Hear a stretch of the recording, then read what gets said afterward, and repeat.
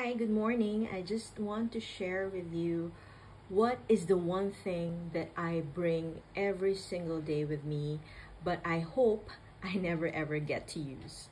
So, if there's this one thing, it's not my wallet, it's not my phone, but it's actually this. This is my emergency keychain. It's also slash self-defense keychain. It's so sad that the slash self-defense should be in there because it should be a very peaceful world out there, but I'm sharing this video because I've been seeing a lot of very scary news of people being kidnapped, people missing, children, the vulnerable ones, women mostly, ever since, being harassed and so on and so forth. So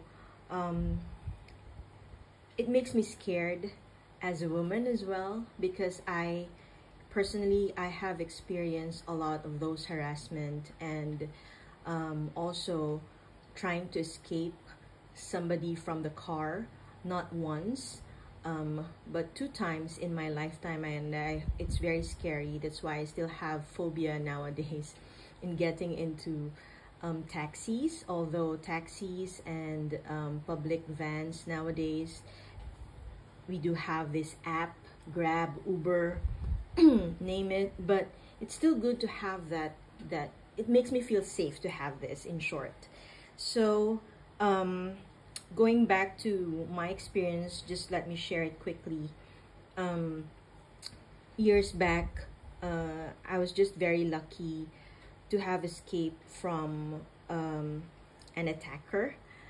And I know this is like not just in my head, because I literally went down in the middle of like the highway in EDSA. So what happened is that I hailed a taxi, went inside, and I want to go to the bus terminal. I want to go back home. And during those times, like taxi drivers, they still talk to you, and it's not really very creepy when they do that. And he offered me his banana queue and his drinks, and I just like politely said no. Then he closed the window at the back of the taxi, and he put the aircon like in full blast, and just making sure, are you okay, ma'am, at the back, like is the aircon okay? And so like there were no red alarms yet, but then again he opened the back of his cell phone, and there was a tissue in there, and then he put the tissue over the aircon, and he opened but before he did this, he opened his side of the window, and that's when I felt it like really fast. I felt like there's this like a very strong alcohol smell. Maybe that was like chloroform or some sort of drugs. And suddenly I felt very weak, and everything went so slow, like I was in a trance, and it felt like it took me forever. So my adrenaline kicked in. I grabbed the door handle, and luckily during that time the taxis don't have the auto lock, and I literally went out of like a moving taxi in the middle of EDSA. It was slowing down also. It's a good thing for me it was slowing down, because the red the traffic light turned red. And it was a long story, but anyway, like I still have that trauma. And if you're saying that it's just in the Philippines, it's not, because when I travel here in Thailand as well, coming from, I think, a trip in KL, my flight was delayed, so I got another taxi, like it's in another taxi, and it was very late, around 10 or 11 p.m. And whenever I am in any place, like I would set the route in the Google Maps so that I would know, especially in unfamiliar places, that the taxi is going the right way. And of course, I will inform my loved ones and my friends, especially in that location, of my whereabouts, share the location with them, and so on and so forth. But those are just like layers of protection. But then this taxi driver took me to a different route, and from the map I saw that it was like a rubber plantation with nothing, no one, and there's even no electricity, because we've been driving for 5 minutes. And I was like, why is it too dark? And I've been counting the houses, and I realized it's not a house, but it's actually just like a tiny hut for people to stay in rubber plantation in the morning. But there's really no one there. And so I tried to open before I panic because I'm not sure what was happening. I tried to like gently open the lever of the back door where I'm sitting, and it's locked, auto lock. And not just it's night and it's literally pitch dark, but I was trying not to panic. So I remember calling my colleague and putting her on a speakerphone and telling her that, you know, like, I don't want her to freak out, and I don't want to freak out as well, because I'm not sure even if my gut is telling me something is wrong, because by then he started to remove his shirt and while he's driving, so he's in his undershirt. And again, he offered me his Slurpee, which is kind of weird, like, because like everything reminded me of what happened many years back in the Philippines. So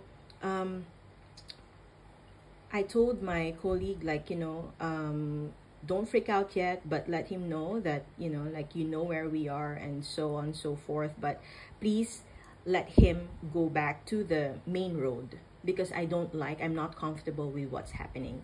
So she spoke with him, and she told him that, you know, that the location is shared and the plate number, and she has the IC, like the picture. Every taxi in Thailand, at least most of them, do have this like picture and IC number at the back. So and then she said that in a very, very strict, loud voice, that please go back, return to the main road, and this is not how you should do it, or we will report you. So anyway, like, he followed, he put his shirt back on, and I made it safely back home. But that was like the scariest moment of my life, and still reported the taxi. But again, you know, like, you don't want to take chances on these things. And the last experience that I have, probably like the guy did not mean anything bad.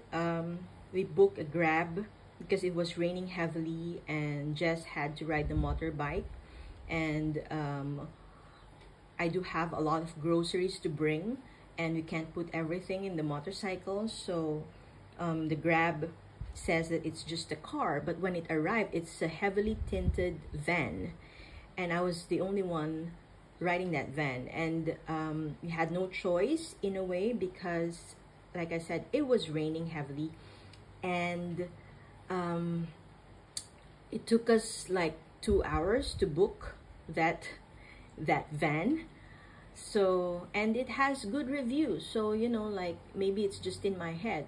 But I, during that time, did not have these things with me, and I was like thinking, if something would happen, like, you know, I would not be able to defend myself. And I was funny thing is, I was just having this panic attack at the back of the van, which is probably really nothing. I was grabbing the alcohol spray. So I was like thinking, if he would do anything funny, then I'll just, like, you know, spray alcohol in his eyes. But anyway, that was the scariest, again, 40 minutes of my life, which should not be. And I don't want to live in fear. But anyway, okay, what are the 3 things? This is a windstorm, and it's not just any other whistle. Windstorm is one of the world's loudest whistles. I'm not going to demonstrate this here because it's going to be very, very loud, but basically it stands with its name, windstorm, because it's louder than the wind or any storm. And if you want to see a lot of reviews about this one, how far and how loud it is, there's a lot of videos in YouTube. But basically, I also use this like whenever I want to call like students, if we're having a beach cleanup and they're everywhere and the wind is so strong, I just like blow this whistle and you can be heard even from a closed vehicle. So that's one. And this is the Rescue Me car emergency escape or glass breaker. So how it works is that you put in any keychain and then you just pull it out like that, and this, it's safe, okay, but you can put it in your seat belt and like slice it diagonally. It's very sharp in there, and this is the part where you should like put it on the car window and push it, and this is to reset it. Again, there are a lot of videos of this in YouTube, but the main takeaway is that, you know, like you can watching those videos is that, you know, some people, when they do have like glass breakers, they would aim for the center of the window, but that is not right because the center of the window is technically the strongest strongest part of it. So you should aim about 6 inches at any of its corners, and then it will break easily if you apply pressure. So you should not like, you know, stab it. No, you just like, and then push. So, and then push. Then you hear it. And then it will break. Okay? So, the third one is this one. It's a keychain or a pocket knife. For those who know me, well, I collect knives and daggers before because I like hiking and camping. And but this one is very tiny, and I also use it whenever I want to like open a parcel. So it's multi-purpose as well. At least there's some form of like, if you, hopefully again, I don't get to use these things. So these are my 3 main emergency / self-defense kit in one keychain. It's just easy to snap in like my backpack or my shoulder bag or my belt loop. Yeah, this, I think you've seen this. This is a knife and a card that could fit in your wallet. So it's like this, right?